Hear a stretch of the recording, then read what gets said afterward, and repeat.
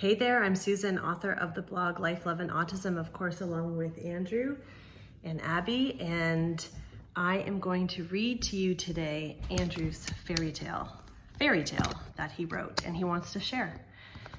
It was for a grade 6 language assignment, and he is keen on wanting to share it with everybody. Once upon a time, in an ancient rainforest, there lived many simple people who worked every day to keep their beautiful community and home healthy. They lived in villages that were full of nature. Plants were everywhere. Trees grew tall and wide. The rivers ran clear. Birds and animals were sacred. There was a respect for each other in all things. The community always worked so well together, but evil was in the land. The villagers were ruled by a king who did not have the same respect for nature, thinking that he could do whatever he wanted. He set out to show his power by asking the villagers to do harmful things against nature. He wanted to gain riches by cutting down trees. He wanted the land to be clear so that everyone could see his large home and all of the stone temples that he had built. He didn't care what happened to the trees that he had the villagers cut down. But of course, the birds and the animals cared. Some of them had been living in those trees or eating from them. This affected the whole community. All of the king's destruction also changed the river. A lot of the health of the community was connected to the river. The villagers were upset by this. They knew that less damage to nature was for the best for everyone and everything. There was a woman who was very connected to the nature in their community. She talked to the trees and the river and the animals and birds. They talked to the woman. They understood the ways of nature. The woman promised to do everything she could to protect the beautiful rainforest. One day, the woman was out walking when she saw the princess. They met and introduced themselves. The woman and the princess became good friends. The woman brought the princess gifts from nature, a beautiful feather, water to drink from the river, and art made from the leaves of the trees.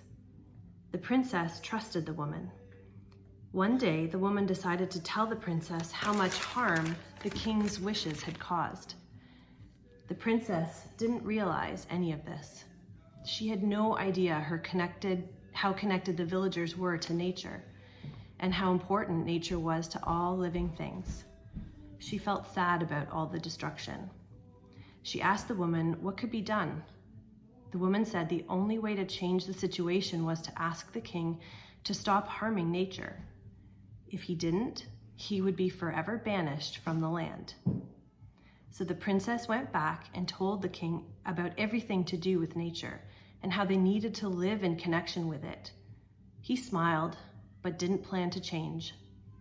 After 3 more destructive acts against nature, the woman spoke to the trees and the river and the birds and animals. She would use her magic to teach the king once and for all what it would be like to be truly connected to nature. That night, as he fell asleep, the woman cast a sacred spell over the king. Every part of his body became a part of the nature in their village community. He was no longer king. He was part of everything. The princess felt sad to no longer have her dad with her, for now she was in charge.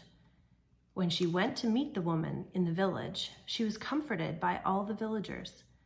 The woman showed the princess all the places in nature where she could see her dad.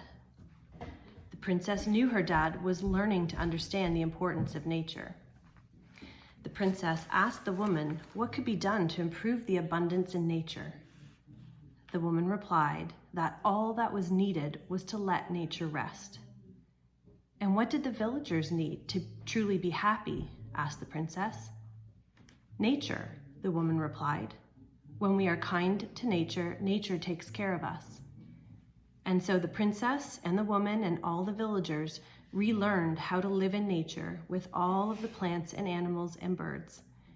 And the river was happy and fed their community for many lifetimes to come. The End, by Andrew.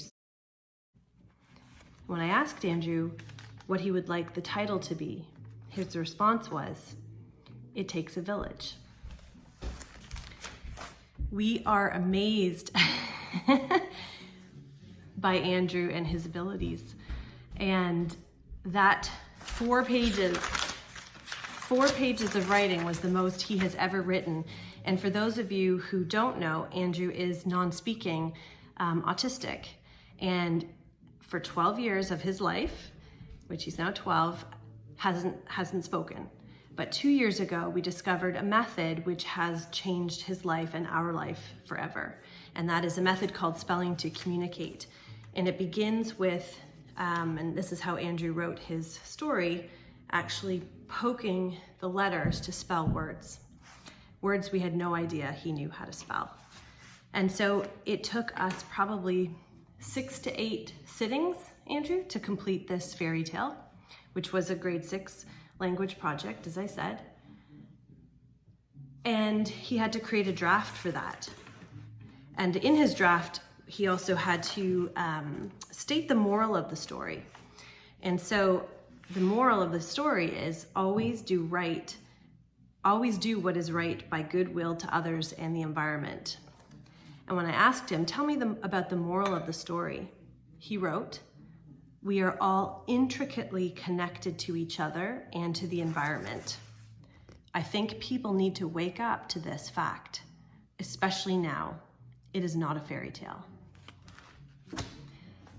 Andrew, you're incredible, and you are inspiring and motivating all of us. And we're all so grateful that you wanted to share this with everybody.